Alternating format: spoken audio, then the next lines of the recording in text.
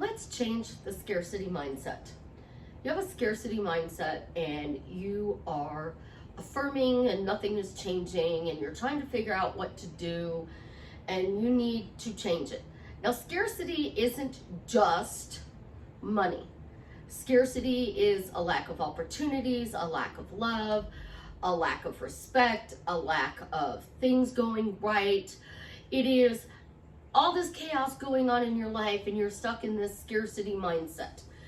I'm not just referring to money. I'm not just referring to your specific person. But let's think about this.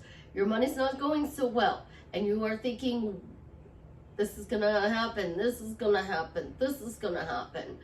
Instead of your specific person isn't conforming and you're thinking they're not doing this, they're not doing that, they're not doing this.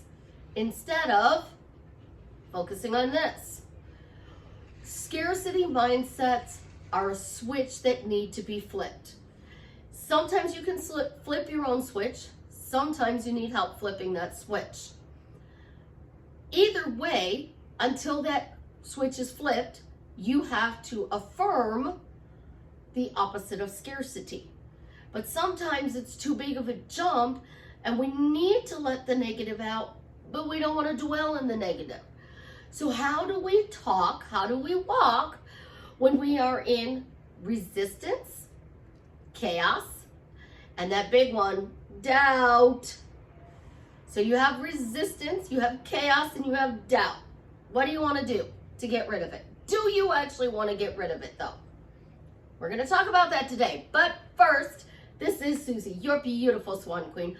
Welcome back to the garden, my beautiful duckling. Thank you for subscribing, smashing the like button, sharing my videos. I love you. I am the best life coach with a 99.6% success rate in helping people get together with the love of their life. I do other things as well. So if you are interested in working with me one-on-one, joining my paid Facebook group where it's the only place I go live, upscaling your money, buying t-shirts from my daughter Bestie, I have subliminals. The links are all in the description below. Let's touch on this. Scarcity is a mindset. And a lot of people think that you can just affirm your way out of it. You can, but you can never stop affirming, because if you do and you notice lack somewhere, then that scarcity is going to come back. So you have to look at your mindset as, I'm going to have to affirm for the rest of my life. Are you willing to accept the challenge of affirming for the rest of your life? It's not as hard as you think. You just have to do it in the right way. And there are 3 openings that you can say to help you bypass scarcity. The first opening to bypass scarcity is, what if? So when you have a problem, I prefer to call it an issue. I don't have problems. I don't have beliefs. I don't have blocks. I don't see them. I see that there is an issue. There's a situation, is more the way I truly see it. There's a situation. I like this situation. I don't like this situation. So you have a situation you don't like. You need to change it so you do like the situation. There's 2 paths. The situation where I am in currently and the path where I want to be now. Like, I'm in this right now, but I want to be over here right now. How do we bridge this? Well, we start with what if. What if the situation worked out to my advantage? What if I was now receiving what I needed to resolve this situation? What if I got a miracle? What if the universe showed me that they were supporting me? Most of the time we do what if negative. And we come up with a million scenarios on what could possibly go wrong. I can tell you that there's an endless amount of scenarios that we could come up with that could go create more chaos. And if we're going, what if negative, then we're going to get more negative. So scarcity has to be affirmed out of. And I got to go click off my low battery. So hold on a second.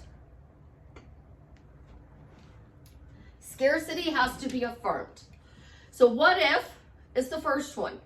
What if things go your way? What if things miraculously turn around for you? What if you get a miracle? What if life decides to show you a lot of good? The second one is even if. Now, even if is like, even if I'm in a lack mindset right now, I can still ask and receive what I need to resolve the situation. So even if I'm stressed out, I can still get in order to relieve my stress. So with money, it would be, I need to pay the rent. So even though I don't know how I'm going to pay the rent right now, it still can get paid no matter what by this date, by the end of the month. Even if I'm stressed out about it and I don't know how, but it's still going to get paid by the end of the month. Even if my specific person isn't conforming, he can still change and I can still see that he's changing. Even if my life sucks right now, things can change. So I'm owning my negative. I'm flipping it to what I want.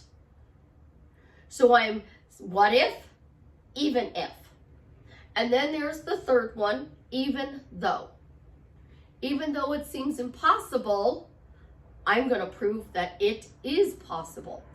Even though it seems stressful, I'm going to show I can do this calmly and peacefully. Even if I don't know where this is going to turn around or when this is going to turn around, it will turn around. In order to get yourself from this to this, so the bad to the good, you have to focus on why it's changing. Show me proof it's changing. Y'all know that. Live in the show me state. Moved out of Chicago. Live in the show me state. My kids always said, well, Mom, I don't have to believe it. You said, show me. Why would I believe it when you told me blah, blah, blah, show me? Well, so many people, and I've had this debate with somebody recently, you have to believe it with two different people. Well, you have to believe somewhere, otherwise it's not going to change. No, you don't have to believe it's going to change. You just have to keep focusing on it's changing. Even if I don't know how it's going to change, it will change. Even if I don't know how it's going to change, it has no choice but to change. What if it changes for the better? So there's change that's good, there's change that's bad. I like to say different. Things are the way they are right now, but what if they were different and things were all of a sudden going my way? What if this situation worked out to my advantage? What if this situation brought me my desire? Then this situation was good. What's really the problem with scarcity, and this one shocked me because I never thought of it this way. We're looking at the problem. We're creating worst case scenarios instead of focusing on the good. Because our mind is designed for lack. But we don't see the good. So we have to be shown the good. And we don't believe the good is coming. We don't. When you're in a scarcity mindset, you don't believe this good is coming. I didn't believe the good was coming. So I kept being, show me good. But I didn't do show me good like, show me good, show me how good it gets. Oh, my neighbor got a new car. Great, my neighbor got a new car. It got good for them. My best friend got engaged. Oh, great. great for her. What did that do for me? What did that do for me? So I started saying, show me what a good relationship looks like. And I started noticing that people I personally knew were talking about their relationships in a good way. Somebody came into my life and we had a healthy exchange. And this person's still in my life and we still have a healthy exchange. This is what a good relationship looks like. Well, where else do I see good in my relationships? Well, I see good in my relationship with this person, and I see good in this person and good with this person. But you gotta affirm what if to get out of this, so that you're focusing forward on your end goal. So you're clear, you know what you want. You have gotten your phrases, questions, and statements. Now you just need to live in the end. Well, how do I do that, Susie? Because I have a scarcity mindset. I'm doubting. I'm in chaos. There's so much resistance. Like, just a simple what if? Start asking yourself, what if the universe shows you good things are happening to you and for you? Not good things are happening. Good things are happening to you and for you. Showing you what a good relationship is. So I literally said, show me what a good relationship is. And I said it out loud. Started seeing good relationships. So I started asking for more good relationships. Then I started saying, thank you for good relationships. Thank you for showing me what good relationships are. Thank you for showing me the money. Oh, Tom Cruise. What was the name of that movie? I can't think of it. He was the sports agent at a big firm, and then he went out on his own, and he was hired by an athlete, and he kind of messed things up with his marriage. And his motto was, show me the money. Show me the money. So what if you said, universe, start showing me I'm receiving money. Show me you're sending me lots of money. Show me, show me, show me. And then when you see that it's showing up for you, acknowledge this. Your specific person texts you. You don't like what they text. And this doesn't matter if you are in no contact, you are in contact and in the texting stage, you are physically dating, which means you're texting, doing phone calls, going out on dates, you are living together as a couple, you are married currently with your specific person. And this applies for anybody, from your best friend to your mom to your kids to every person that you cultivate a relationship with. They text you, you didn't like the text, and you're like, oh, yuck, that's awful what they text me. I'm just going to ignore it. You know what? I'll delete it so I don't have to read it later. I'm not going to acknowledge that. That's not what I want in my 3D. So you go through and you start deleting all their negative stuff out of their messages. So it reads like this beautiful love story with a bunch of holes in it. And you're telling me, well, they text me, but it was just businesslike. They text me and it was like two old friends catching up. Well, that's how it starts in the beginning. You're living with them. You're currently in a fully blown relationship with them, or you're married to them, and you get this blah text. Like you were feeling blue and you're manifesting that they send you an I love you, I miss you, I can't wait to see you tonight when I get home from work. And they said, hey babe, I'm running late. You didn't like that text. Oh, I'm going to ignore that. That's awful. So now you're ignoring this text, and they're hearing, oh, we're ignoring this text, not allowing this in the 3D, so they're not going to text you. You want a phone call, and you're like, all they do is text me. They never call me on the phone. You didn't get a phone call because you said no calls, just texts. You're married. Oh my gosh, they don't communicate with me when they're gone. They go and leave home and go to work, and they'll go to the store, but they never answer my messages or my phone calls. You're manifesting it. So I tell you guys, stop manifesting. Creating a relationship, which is what I teach, relationship concept. is the most important skill of your entire life. And I'm going to do a full video on relationship concept. But let's touch on this here.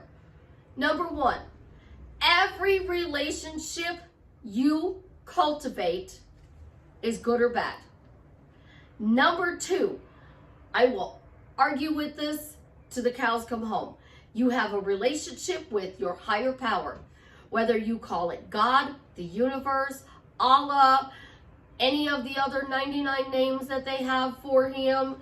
You have a relationship with your specific person, your best friend, your mom, your dad, your brothers, your sisters, your aunts, your uncles, if you have them, your boss, your co-workers, the person at Starbucks, the person at the drive-thru, wherever else you go to eat, when you sit down at the restaurant, when you go to the store, the Checkers that you go to.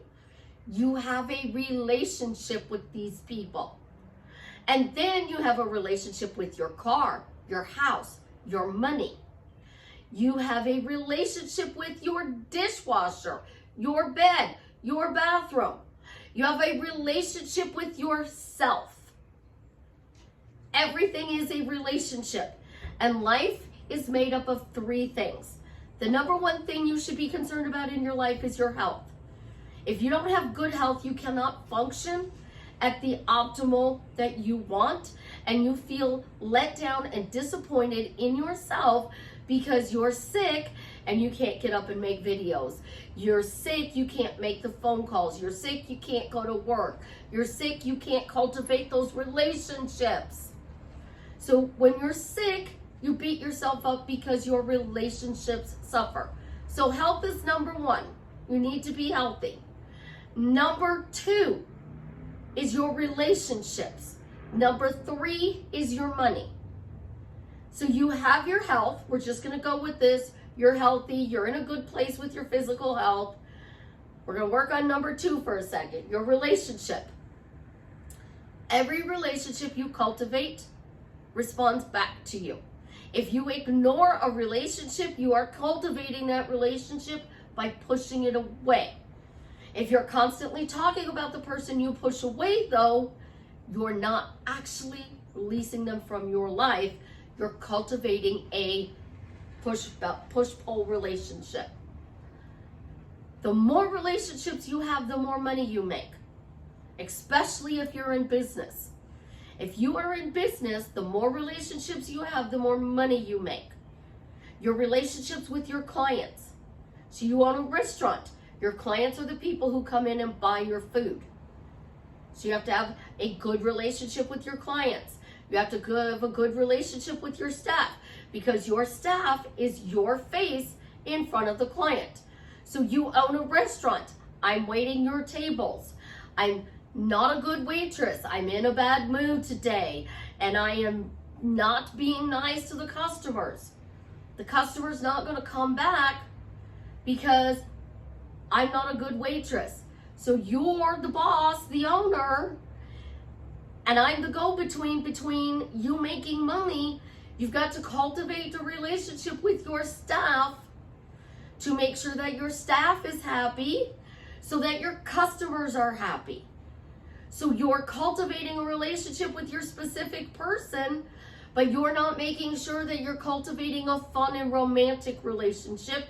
You're just cultivating a text message relationship. See where I'm going? Every relationship you want to upgrade. So you start the beginning. Hi, hey, sup. Have people message me. Hey. I get 500 messages a day. I cannot respond to hey. 911 messages, I get those. SOS messages. SOS, can I call you? Not gonna get a response from me. Not gonna get the response you want if I do respond, because I don't know what's going on. So I'm gonna drop my situation and call you on an emergency call when you didn't go to my website, book an emergency call, or give me enough information as to why I should be calling you. That's not cultivating a good relationship. So any of my clients who have very difficult situations going on, they might get a code word and they're told, put the code word in there. If you send me an SOS, there better be something more than SOS. Can I call you? Give me something that's going on. Because if it is an emergency, I will get rearranged schedule. But if it's not an emergency, you just bumped a scheduled call because you're upset your specific person hasn't messaged you and it's been 30 minutes since you messaged them. That's not an SOS. That is you cultivating fear in your relationship. So we need to cultivate our relationships. And to do that, we use chaos, doubt, and resistance to our advantage. Instead of, oh, he's doing blah, blah, blah, she's doing blah, blah, blah. What if this relationship works out better than I imagined? Simplest phrase in the world. What if the situation works out to my advantage? Another simple phrase. You honestly have to do the work. I can walk behind you if you want to pay me, and every time you say something, I can Jethro Gibbs head slap you. I'm going to make you sign an ironclad contract. It's going to be notarized that says you agreed to let me bop you on the head every time you said something the opposite. Sometimes I need one of those. This is what's normal. I'm going to talk about being sick, because you got to cultivate your health. What if you were healthy? Even though you're sick right now, you're still going to get healthy, right? What if I get healthy? So Sunday, everything was going great. I was geared up, did my morning, and then we had some Easter functions and birthday stuff to do Sunday afternoon, evening. I did all of that. It was great. Told you guys Friday, I got to get back into my routine. Sunday night, go to bed, wake up 2 a.m. Monday morning, sicker than you could imagine. Freezing cold. Get up, go turn the heat on, get in a hot tub to try to get warm. Still freezing, keep adding more hot water. Still freezing, keep adding more hot water. And then all of a sudden starts coming out both ends. Did that for like 24 hours. It was awful. Finally started feeling better Tuesday, where it no longer coming out. Was so grateful. During this, I'm saying, what if I'm healthy? What if I get healthy? What if I have a miracle in my life that grants me amazing health? What if? What if I get healthy? What if I'm healthy? What if I'm healthy? What if I'm healthy? So what I'm running through is it's all coming out. Yesterday, I felt worn out. Oh my gosh, I was so worn out. Like I couldn't function. I was so worn out. This morning I get up and I'm like, well, I actually feel very well. And this is not a phrase we use in the States. I am well. Somebody comes up to you and says, how are you today?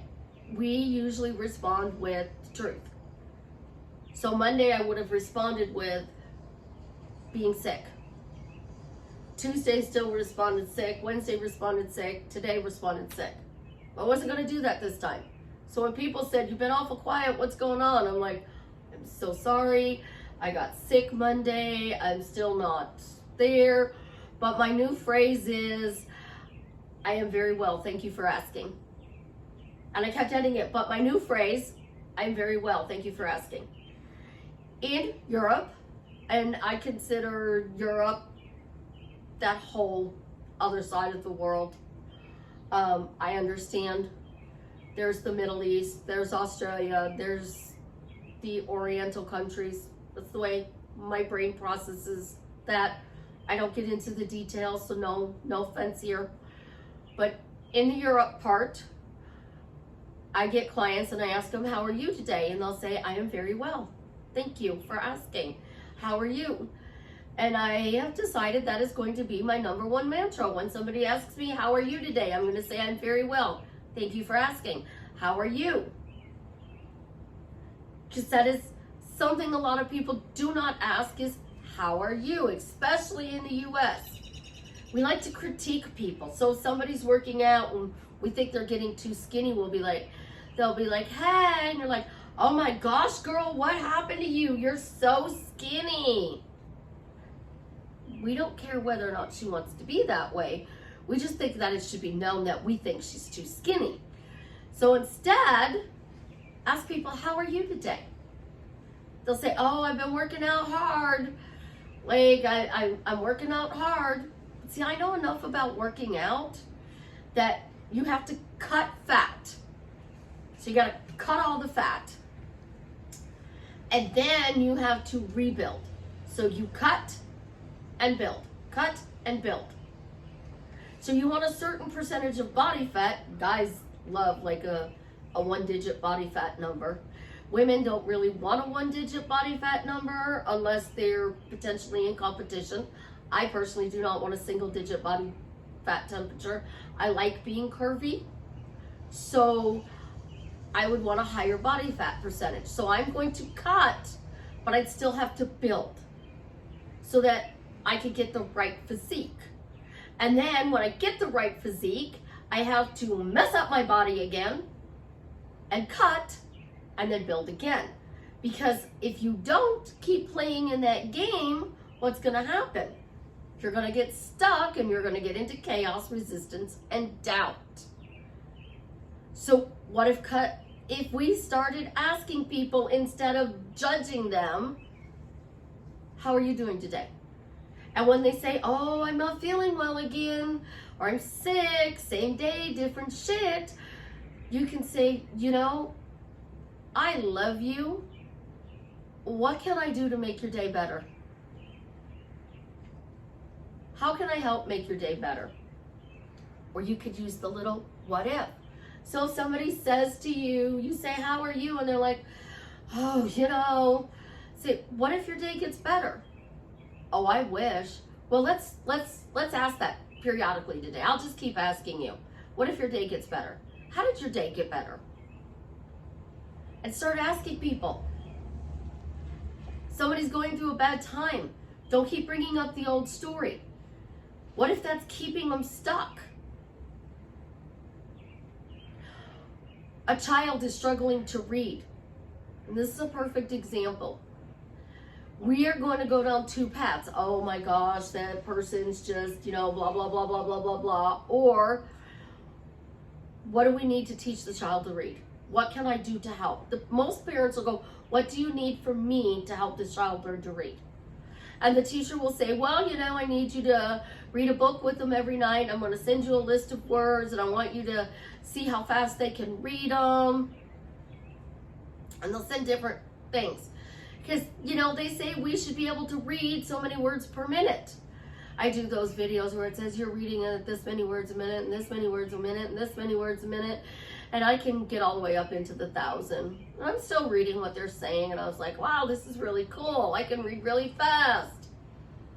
So not only do they want us to read, they want us to read at a certain speed level. So now we have to learn to read. We have to learn to read at a speed level. We have to sound it out, but we got to do it really quickly so it's confusing to a child. Chaos, resistance, and doubt is out of your comfort zone. You hate being there. You hate discomfort. And you're over here in this comfort zone that you think you need to be in. But every time you have discomfort, you grow. Learn to make friends with discomfort. Because change is inevitable. When you get married, you're going to be married to this person and it's going to be wonderful. And then you decide to have a baby and then it's not going to be wonderful. Because you have a whole new learning experience. And then you have 5 years before the kid starts kindergarten? So what are you going to do in the next 5 years? Is the wife staying home? Is the husband staying home to raise the kid? Are you both going to work and family's going to be with the kid? There's all kinds of changes here now. Oh, wait, you had a second kid that's released now because now you have a 2-year-old and you have a newborn. Now you have a 5-year-old, a 3-year-old, and a newborn.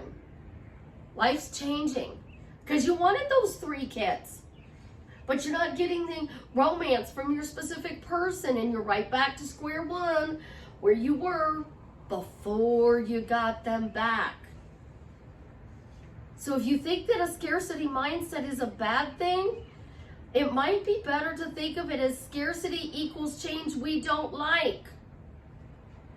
Scarcity is we're afraid of the unknown, and we make up all these stories about what the unknown is going to bring us.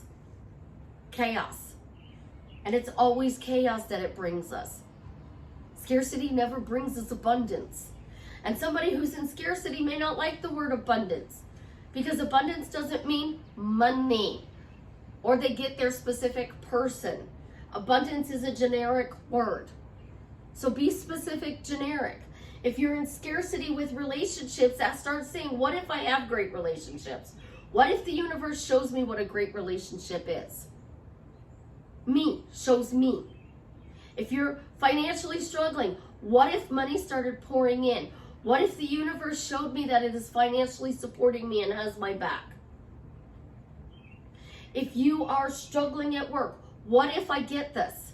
What if this clicks and it's all of a sudden fun and easy? Even though I'm going through a rough time, I guarantee you things are going to get better. Even though I'm going through a rough time, I guarantee things are going to get better. And then grab phrases like, every day in every way, my life is getting better and better. I like to shorten that to just, life gets better and better every day.